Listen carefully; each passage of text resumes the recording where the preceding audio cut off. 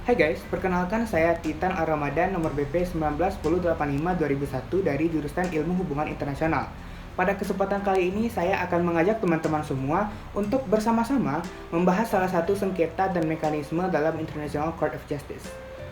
Liberalisme adalah paham yang paling tepat dalam menjelaskan fenomena-fenomena yang terjadi dalam ruang lingkup hukum internasional, lebih-lebih lagi institutional liberalism, di mana paham ini beranggapan bahwa sistem internasional yang bersifat anarki harus diwadahi oleh sebuah lembaga atau institusi guna mencegah perang atau konflik antar negara dalam tatanan internasional.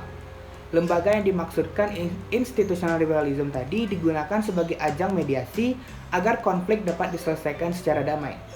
Nah, pemikiran institutional liberalism tadi telah diwujudkan melalui dibentuknya International Court of Justice atau ICJ, atau dalam bahasa Indonesianya disebut Mahkamah Internasional.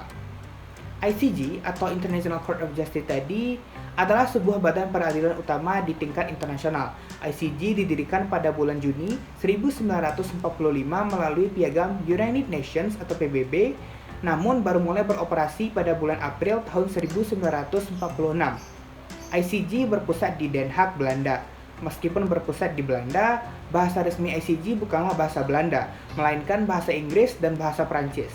ICJ terdiri dari 15 hakim dengan peran ganda, yaitu menyelesaikan sengketa hukum antar negara dan memberikan pendapat ataupun nasihat terkait masalah hukum yang dirujuk kepadanya oleh PBB ataupun badan yang berwenang lainnya. Dalam praktiknya, ICJ berperan sesuai dengan hukum internasional yang berlaku. ICJ hanya akan membantu menyelesaikan sengketa jika telah diminta oleh lebih dari satu negara. Negara yang bersangkutan pun juga harus memiliki akses ke International Court of Justice dan telah menerima yurisdiksinya. Dengan kata lain, mereka harus menyetujui ICJ untuk mempertimbangkan sengketa yang akan diselesaikan nantinya.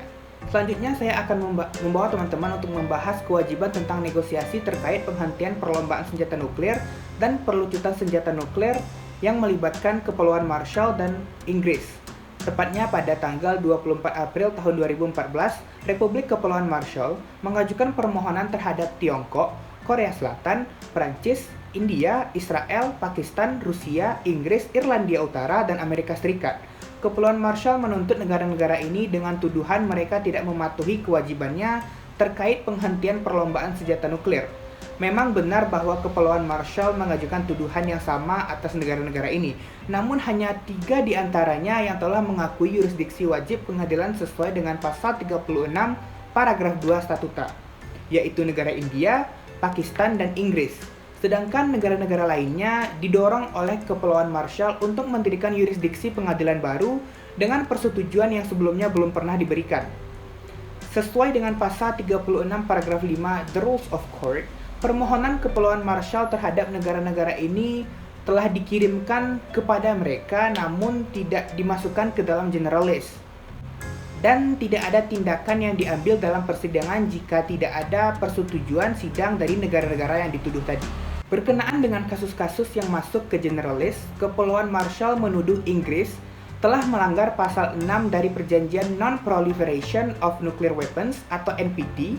Menurut pasal tersebut, setiap negara yang terlibat berjanji untuk melakukan negosiasi dengan itikat baik tentang langkah-langkah efektif yang berkaitan dengan penghentian perlombaan senjata nuklir dan pada perjanjian tentang pelucutan senjata secara umum dan menyeluruh di bawah kendali internasional yang ketat dan efektif.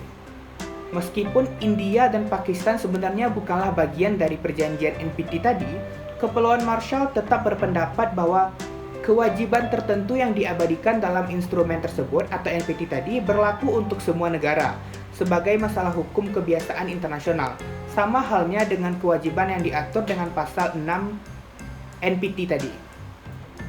Nah, dalam proses pengadilan terhadap Inggris, International Court of Justice mengambil perannya untuk mengajukan memorial oleh Kepulauan Marshall dan counter memorial oleh Inggris. Namun, dalam kurun waktu 3 bulan setelah pengajuan counter memorial tadi, Inggris mengajukan keberatannya dalam kasus ini. Akibatnya, sesuai dengan pasal 79 paragraf 5 The Rules of Court, persidangan ini ditangguhkan terlebih dahulu, dan Kepulauan Marshall memberikan pernyataan tertulis dari pengamatan dan pengajuannya atas keberatan yang diajukan oleh Inggris tadi.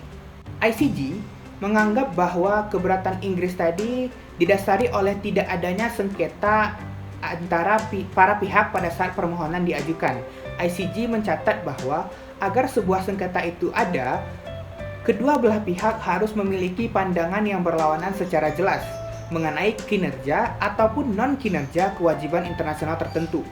Akhirnya, ICJ mengamati bahwa pada prinsipnya sengketa ditentukan sejak tanggal permohonan diajukan ke pengadilan.